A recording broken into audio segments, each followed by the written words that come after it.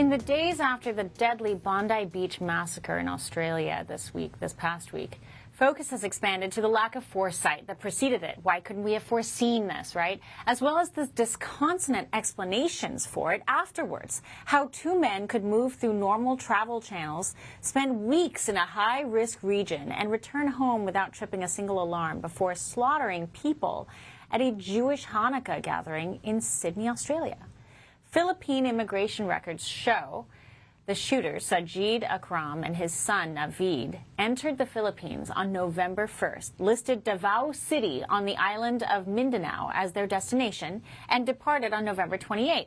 Officials say both had no derogatory records and were processed under standard protocols. In practice, they transited in and out clean.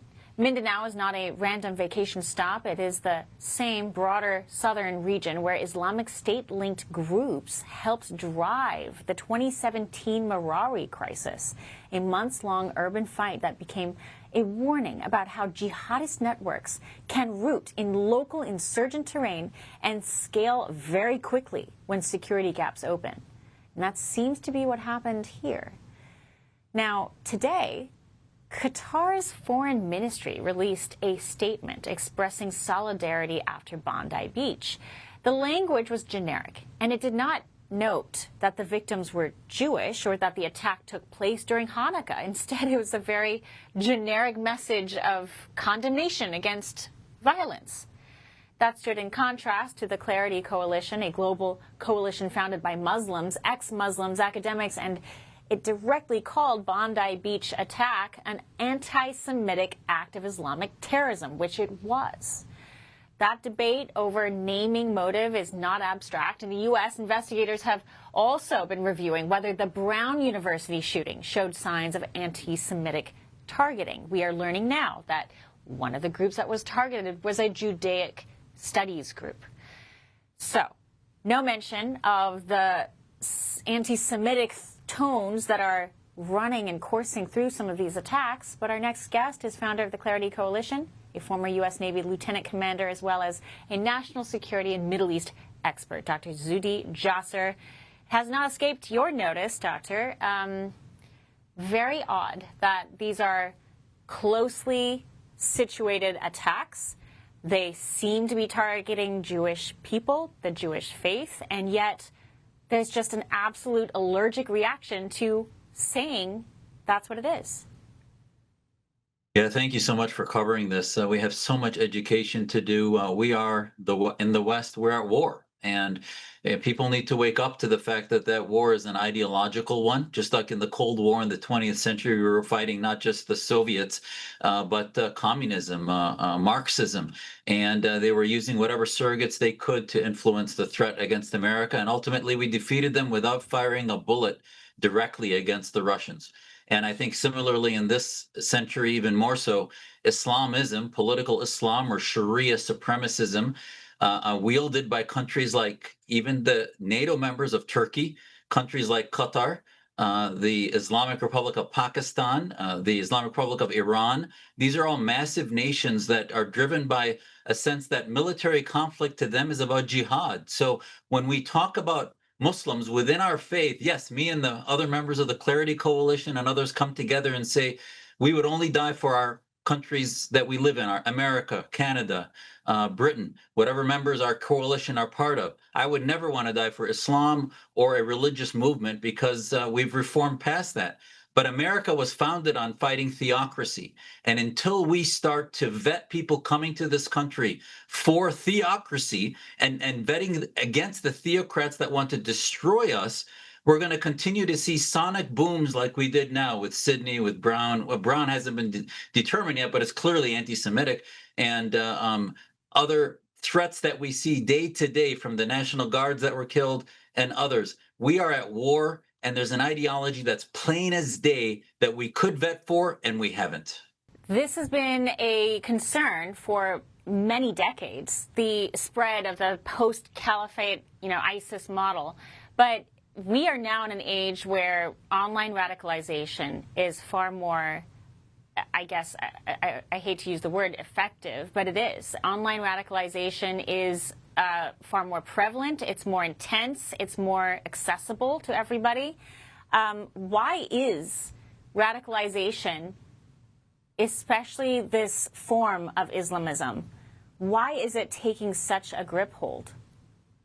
Because the bandwidth of information coming that in which the Islamists now have amplified their bandwidth with the far left, the extreme left, the progressivists and others. Mamdani in New York came to power. If you look who was in his victory party, Hassan Piker is a gamer with millions of followers that basically excused 9/11 attacks, that has basically celebrated Chinese socialism and dictatorship, saying it's preferable to America. So here you have the epitome of the red-green axis coming to power in an American city. You only need to look as far as London and see what happened to their counterterrorism programs when Sadiq Khan has been the mayor for almost 10 years. It's not just the left, Dr. Jasser. I'm noticing, it's not just me.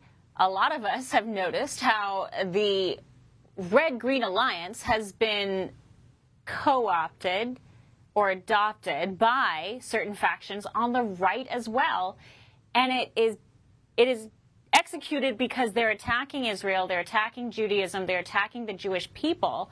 And it's almost like they're uniting with the same, the enemy of my enemy is my friend. You've got the right, certain portions of the right, the left, and radical Islam coming together, what people call a horseshoe. That is very concerning to me. And I'm worried that that is not entirely organic, but it does have the ability to become organic. You hit the nail on the head, and it's ripping my heart apart as a conservative to see what's happening, and that we have folks just using the clickbait approach to ideology and forgetting what it is about Americanism that unites us. America is that shining city on a hill, the place for freedom and the beacon for liberty globally, because there's an idea that our founding fathers felt was universally human, unrelated to skin color, origin, whatever it might be. And the most pro-Jewish, pro-Israel president you could look at, George Washington, way before Israel ever existed, talked about the synergy with the Jewish population and others, and yet barely 14 million people in the world become the target in order to unify, radical elements of the left and the right and others, just because in a Machiavellian sense, they don't care about American values. To them, it's America first, and that's it. It's nothing about America alone. They want America alone rather than the American ideas that make us defeat socialism, communism, and political Islam and theocracy. So they want an alliance with the Qatars of the world, because to them it's a transactional thing, and it's also about anti-Semitism and bigotry. And to me as a Muslim, there's nothing more bigoted than saying that we deserve monarchs and theocrats because we deserve participation trophies as Muslims for democracy in America, rather than the reality of holding us accountable to true universal human rights. I mean, look at what theocracy has done to Iran. I mean, look at what has happened to, entire generations of prosperity who have been co-opted by theocratic radicals. But you're right. The problem is you've got this theocratic radicalism invading the United States, a country that is so gracious in saying we allow all religions here, but that's taking advantage of our entire spirit of hospitality. I don't see a way around it, though, if we're going to stick to our guns and say, hey, we're going to welcome all religions, and all of a sudden we have to put limitations on Islam. It's a very difficult conversation to have from a constitutional point of view. Well, I testified. Yeah, I testified to Congress multiple times about why the Muslim Brotherhood should be designated a terror organization. And finally, President Trump, now that he's in office, declared it so. And the House hemmed and hawed, and many of them supported designating it. But by the way, they did a voice vote yesterday, and it did not pass the committee. And now the Senate is probably going to pass it, thanks to Senator Cruz. So why is it not passing? Because of Qatar's influence on various members of Congress and the Washington lobby, and because of the Islamist influence that somehow we are punished and sentenced to somehow being led by the establishment in the Muslim community that are Islamists. And that history has shown that theocrats will lose and that ultimately freedom will reign. And we have to look at why the designation of groups like the Muslim Brotherhood, why the Islamists are truly the enemy of America. The long game is about what will succeed for our individual rights, freedom, and democracy. If we play the short game of the lowest hanging fruit, we will always end up supporting the monarchs and dictators rather than our values. And I hope more people understand there's clearly an enemy here. If you cannot name what the problem is, then that's not a friend. And looking at how Qatar has dealt with the October 7 attacks and the language they use to defend the actions of the Palestinian groups there, and then looking at how they've refused to acknowledge that this was an attack against the Jewish people, the Jewish faith, is just appalling. But I hope more people start recognizing that. Dr. Jasser, a pleasure. Thank you very much for the time. Coming up, a former top Manhattan federal prosecutor took the stand after defense lawyers accused the government of letting politics influence who was prosecuted and who was not. George Santos is here to weigh in. We'll be right back.